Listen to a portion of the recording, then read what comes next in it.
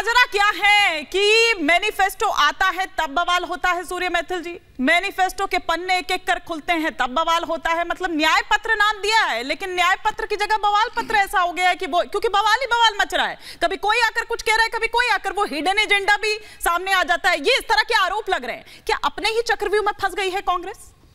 धन्यवाद। पहले तो आपको और पूरे देश को भारत माता की जय, वंदे मातरम। और मुझे वो 4 लाइनें याद आती हैं, ये नज़र नहीं है नज़ारों की बात करते हैं और ज़मीन पर चांद तारों की बात करते हैं। कल तक हाथ जोड़कर बस्तियां लूटने वाले आज भरी सभा में सुधारों की बात करते हैं। किस प्रकार से ओबीसी ओबीसी मेरे भाई चिल्ला रहे हैं। और ये वही लोग हैं ना जिन्होंने कि मंडल कमीशन को रोका, जिन्होंने काका कालेकर को रोका, ठंडे बस्ते में डाल दिया। और 10 साल तक इन्होंने जब तक सत्ता में रहे तब तक तो ओबीसी का नाम नहीं लिया। सत्ता से बाहर हुए तो इनको ओबीसी याद आ गया। और सबसे ज्यादा अपमान यदि किसी ने किया ओबीसी का तो वो किया कांग्रेस ने। राहुल गांधी जी ने ओबीसी को चोर कहा, उन्होंने मोदियों को चोर कहा, न जाने क्या क्या नहीं कहा। इसके ऊपर कोर्ट ने उनको सजा भी दी। वो तो अच्छी किस्मत है कि सुप्रीम कोर्ट में जाके उस सजा के ऊपर रोक लगी हुई है अभी। दूसरी चीज, ये आपने जो कहा ना कि अपने चक्रव्यूह में फंस गई है, सही बात है हिमानी जी। ये चक्रव्यूह में नहीं फंस गई है, वो गिरगिट के जो रंग होते हैं ना, ये लगातार अपने रंग बदलते हैं। आरक्षण को लेकर भ्रम फैलाया जा रहा है, भ्रम फैलाया जा रहा है। मैं बता रहा हूं ना आपको, भ्रम नहीं फैलाया जा रहा है। भ्रम नहीं फैलाया जा रहा है। प्रत्यक्षम किल प्रमाण अस्ति, प्रत्यक्ष को प्रमाण की आवश्यकता नहीं होती। कर्नाटक के अंदर इनकी राज्य सरकार है, वहां पर इन्होंने चिल्लाए बहुत बजरंग बली बजरंग बली। और वहां पे क्या किया, हिंदू मंदिरों के चढ़ावे पे 10% सेंस लगाया। लेकिन चर्चों को 200 करोड़ और मदरसों और जो है मस्जिदों को 100 करोड़, वक्फ बोर्ड को 100 करोड़।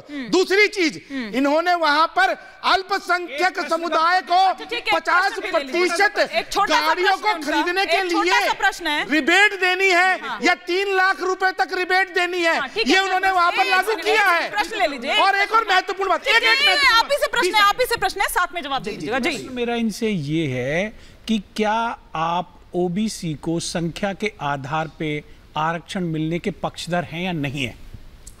मैं आपसे एक बात पूछता हूं, मुझे आप ये बताइए, 10% हिंदू मंदिरों के चढ़ावे पे जो सेंस लगाया, आप उसको सही मानते हैं या गलत मानते हैं? गलत। तो फिर इसका मतलब सिद्धारमैया ने गलत किया। गलत किया सिद्धारमैया ने।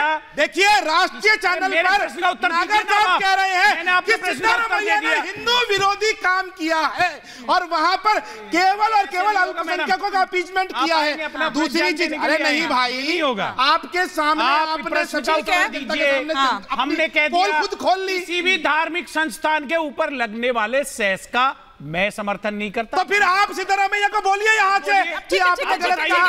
रेवती को बोलिए यहाँ से कि आपने जो 4 सुन लीजिए। आप बताइए। यही सवाल तो मैंने आपसे किया था ना दुष्यंत जी। अब एक सेकंड, फंस गए। हाँ, अब ये फंस गए। नहीं तो दुष्यंत जी, कैसे आपने कानून को, कैसे आपने संविधान को, अभी थोड़ी देर पहले संविधान की बात हो रही थी ना यहाँ पर। सुनिए एक सेकंड ना, मंगलसूत्र फलाना, जेब का पैसा, दुष्यंत जी, उस संविधान की दुहाई आप लोग रोज देते हैं। उस संविधान को सरपास करते हुए, बाईपास करते हुए कैसे आप लोगों ने ऐसे कर लिया? क्या कर दिया आपने? ओबीसी में कैसे ओबीसी की लिस्ट में कैसे शामिल कर दिया? आपने नहीं सुना? अरे क्या मोदी जी बड़े गर्व के साथ कह रहे 70 जातियों को मैं ओबीसी में आरक्षण दे रहा हूँ। एक सेकंड, अभी अब्बास जी भी है, उनसे कोई प्रश्न नहीं है।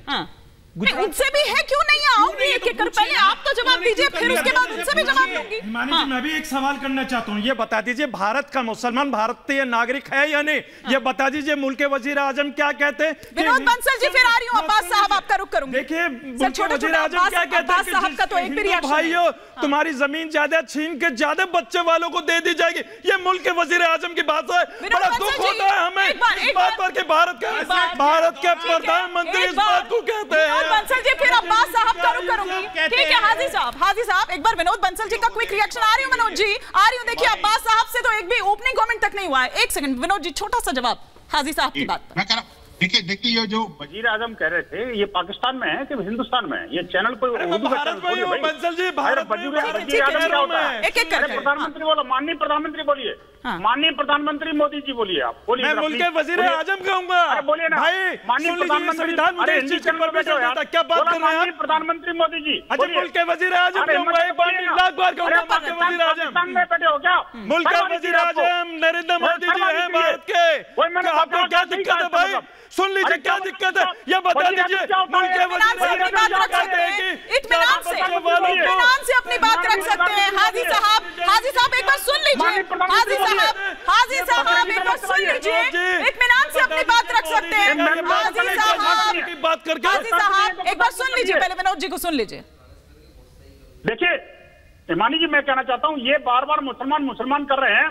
अरे भैया मुसलमानों के इलाका तुम तो मैं नहीं कह रहा हूँ। एक सेकंड हाजी साहब एक सेकंड। मुल्क के वजीर आजम ने कहा है। हाजी साहब एक मिनट रुक जाइए। देखिए मुद्दे की बात ना इस चिल्लम चिल्ली में कहीं गौण हो जाती है।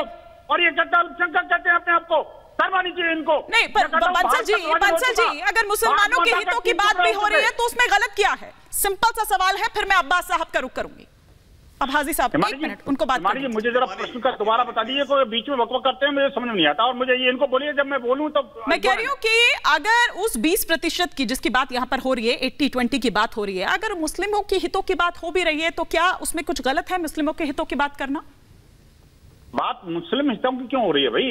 हमने तो नहीं कहा हिंदू हितों की बात करो। मैं कहता हूं कि जो भारत के हित की बात करेगा वो मुसलमान हिंदू दोनों के हित हो जाएंगे।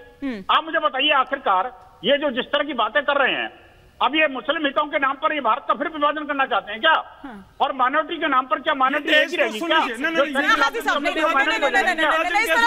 मुझे अब्बास साहब का रुख करना है, इस तरह से नहीं, एक-एक कर ये फिर बकवास करने लग गई है। नहीं देखिए ऐसे नहीं। देखिए नहीं, ये देखिए ना, इनका तमीज देखिए ना, ये मुसलमान है, आप सोचिए ना, ये माइनॉरिटी में, ये आपका टीवी चैनल की डिबेट से पता लग रहा है ये माइनॉरिटी में मेजोरिटी में। इन्होंने हमेशा से तथाकथित माइनॉरिटी ने देश के बहुसंख्यक समुदाय के हितों का कुठाराघात किया है। इन्होंने हमेशा हमारे ऊपर हमले किए हैं, हमेशा हमारे ऊपर। हम वही मुस्लिम हैं जिन्होंने मुल्क को आजाद कराने के लिए हत्या फांसी के फंदे चुन लिए थे। आप सबको एक तराजू में नहीं तौल सकते हैं ना, आप सबको एक तराजू में नहीं तौल सकते हैं। एक बार जरा अब्बास साहब का मैं इस पर रिएक्शन चाहूंगी। अब्बास साहब, जहां बीजेपी और कांग्रेस इस पर खुलकर अपनी बात रख रहे हैं, इस पर खुलकर खेल रहे हैं, वहां कहीं आप लोग या आपकी जो पार्टीज हैं, आप लोगों मतलब मैं सिर्फ समाजवादी पार्टी की बात नहीं कर रही, मैं तमाम जो क्षेत्रीय दल हैं उनकी बात कर रही हूं, वो क्यों इस पर कुछ भी कहने से बच रहे हैं?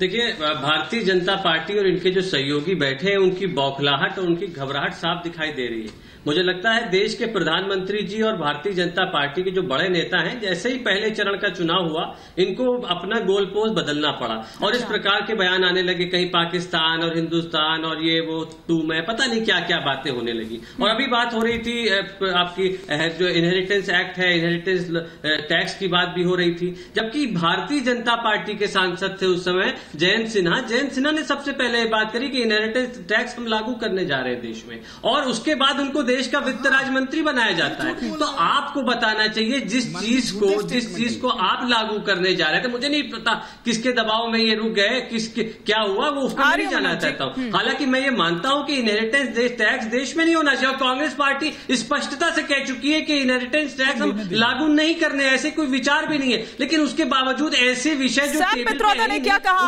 और राहुल गांधी क्या कह रहे हैं, उनके ऊपर आप चुनाव को डाइवर्ट करने का प्रयास करते हैं। पित्रोदा ने क्या कहा? सैम पित्रोदा को सीरियसली नहीं लेना चाहिए। सैम पित्रोदा थिंक टैंक है भाई, ओवरसीज प्रेसिडेंट है, चीफ है कांग्रेस के। अब आपको याद आ नहीं, सैम पहले तो आप एक मिनट रुक जाइए। क्या इंडिया गठबंधन के किसी भी दल के मैनिफेस्टो में, चाहे वो कांग्रेस पार्टी हो और पार्टी हो, किसी भी दल के मैनिफेस्टो में लिखा है, किसी भी दल के मैनिफेस्टो में लिखा है, सैम पित्रोदा ने ये कहा है कि एक डिबेट का विषय है। तो भारतीय जनता पार्टी भी कह रही थी, इनके मंत्री ने कहा है, क्या हम कह रहे हैं क्या? 1985 में इनहेरिटेंस टैक्स था, कांग्रेस पार्टी ने इनहेरिटेंस टैक्स वापस लिया। भारतीय जनता पार्टी आपका स्टैंड क्या है? बात कर रही थी, आपका स्टैंड क्या है? क्विक रिएक्शन दे दीजिए, फिर मैं मनोज जी का रुख कर रही हूं। हमारा स्टैंड तो स्पष्ट है, बिल्कुल नहीं, हमारा स्टैंड तो स्पष्ट है, इनहेरिटेंस टैक्स की आवश्यकता ही नहीं है, और ऐसा कोई विषय टेबल चर्चा पे ही नहीं है। लेकिन भारतीय जनता पार्टी ऐसे विषयों को लाती है। आप मंगलसूत्र की बात करते हैं कि बहनों का, बेटियों का मंगलसूत्र गिरवी हो जाएगा। अरे आपकी सरकार ने हमारी बहन बेटियों का मंगलसूत्र गिरवी किया है। आज हमारे देश का जो घरेलू कर्ज है वो जीडीपी का 40% है, इतिहास में सबसे ज्यादा। जो हमारे देश में आय और वेल्थ की असमानता है वो सबसे ज्यादा है। आजादी के समय जो देश के सबसे अमीर 1% लोग थे, उनके अब्बास साहब क्विक रिएक्शन ले लेती हूँ, फिर सूर्य मैथिल जी का भी रुख करूंगा। आज 40%